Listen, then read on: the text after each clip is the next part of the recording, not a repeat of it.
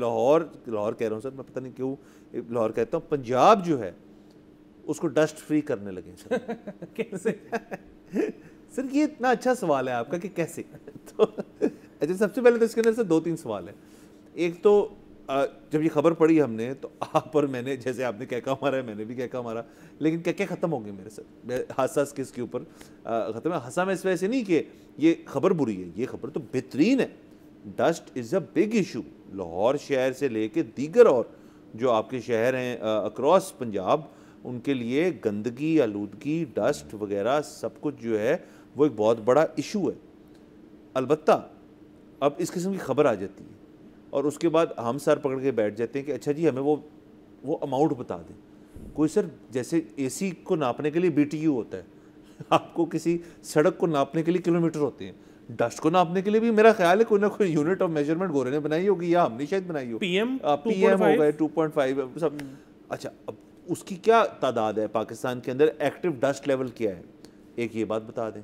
दूसरा, क्यों यहाँ पे डस्ट पैदा होती है इस वक्त, क्यों? इसके अंदर तो मैं आपको पहले बताता हूँ, इनकी प्लान ये है कि कंस्ट्रक्शन इंडस्ट्री जो है उसके ऊपर किसी किस्म की रेगुलेशन लगाएंगे ये कि जी आप डस्ट बहुत क्रिएट करते हैं। ये मेरा ज़हन नहीं मानता कि सिर्फ कंस्ट्रक्शन इंडस्ट्री जो है वो मेन कंट्रीब्यूटरी या मुकम्मल कंट्रीब्यूटरी फैक्टर उसका, और भी अनासर होंगे इसके अंदर, उनकी भी निशानदेही की जाए। वो शायद हमारे घरों के अंदर कई मसाइल हों, हम भी कुछ एफर्ट डाल सकें इसके अंदर। हुकूमत ने, अगेन सर मैं इस खबर के ऊपर बात ही नहीं करना चाहता, हुकूमत ने एक और चीज़ की है जो हमेशा से करते हैं कि जी अब हमें, ये बड़ा फ्लैशी न्यूज़ है, ये बड़ी अच्छी है कि जी पंजाब बनेगा डस्ट फ्री या लाहौर बनेगा डस्ट फ्री, वॉट एवर, ये खबर शाया कर देते हैं, एक बात बता देते हैं लोगों को, पीपल विल लाइक इट क्योंकि it trends, it's social media ही है ये खबर।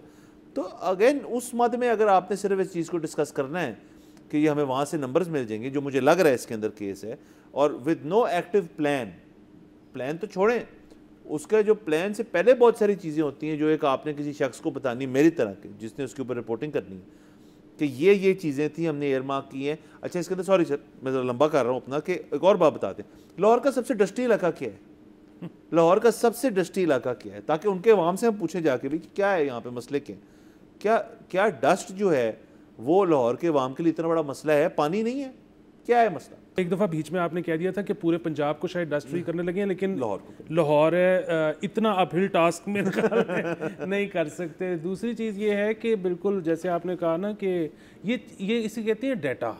ठीक है कि अगर आपने कोई भी काम करना है तो उससे पहले आपको डाटा चाहिए।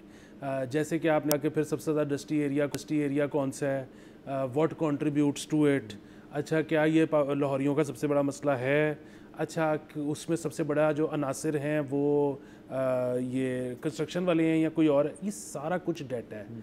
अच्छा, डाटा तो आप जैसे ही घर से निकलते हो ना कलेक्ट करने के लिए, कोई ना कोई रखना सरकार डालती है कि आप ये काम कर ही ना सको।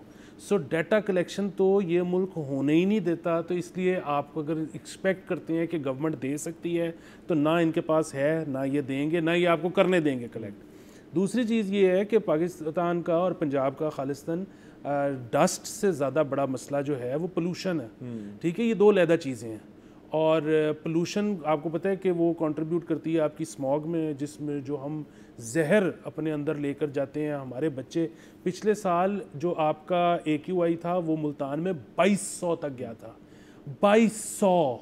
ठीक है, पता नहीं वहाँ के बच्चे और लोगों ने क्या सूंघा है। तो अगर आप उसकी देखें कि हमने अभी तक क्या किया है, तो 1 महीने पहले इसी शो के ऊपर मेरे हाथ की फुटेज बनी हुई हमने चलाई थी कि लाहौर से नारोवाल के रास्ते में खेतों को आग लगी हुई है। ठीक है, अगर आपको इस वक्त स्मॉग नज़र नहीं आ रही तो उसकी वजह ये है कि सूरज की शिद्दत बहुत ज़्यादा है, तो गर्म हवा वो ऊपर ले जाता है। अदरवाइज़ कोई ऐसी चीज़ इस हुकूमत ने नहीं की जिसकी वजह से स्मॉग में कमी आ सके। तो जब जो ऐसा मसला जिसकी वजह से लोगों की ज़िंदगियां छोटी हो रही हैं, वो पल्मोनरी डिजीज़ का शिकार हो रही हैं, आपके हस्पतालों की कैपेसिटी छोटी पड़ रही है ट्रीट करने के लिए, उसको डील करने से पहले आप डस्ट फ्री अगेन कॉस्मेटिक पे जा रहे हैं। तो ये सबसे पहले तो आपकी जो प्रायोरिटीज़ है ना, ये उसमें सामने आ जाती हैं। दूसरी वही चीज़ कि जी वो मतलब हम जो इसमें बताया गया है कि एक तो हम कंस्ट्रक्शन को जो है वो थोड़ा सा रेगुलेट करेंगे, दूसरा हम जो है वो पानी लगाया करेंगे जहाँ पे मट्टी उड़ा करेगी। भाई ये मतलब अगेन ये सीरियस बातें नहीं हो रही। तो मेरा ये ख्याल है कि अगेन जिस तरह हम कहते हैं ना कि जो अवाम है उनका सिर्फ डेमोक्रेसी का मतलब ये नहीं है कि 5 साल बाद एक दफ़ा वोट डाल दें, वो 5 साल के दौरान भी उनकी कोई पार्टिसिपेशन होनी चाहिए, उनसे कुछ पूछ लेना चाहिए।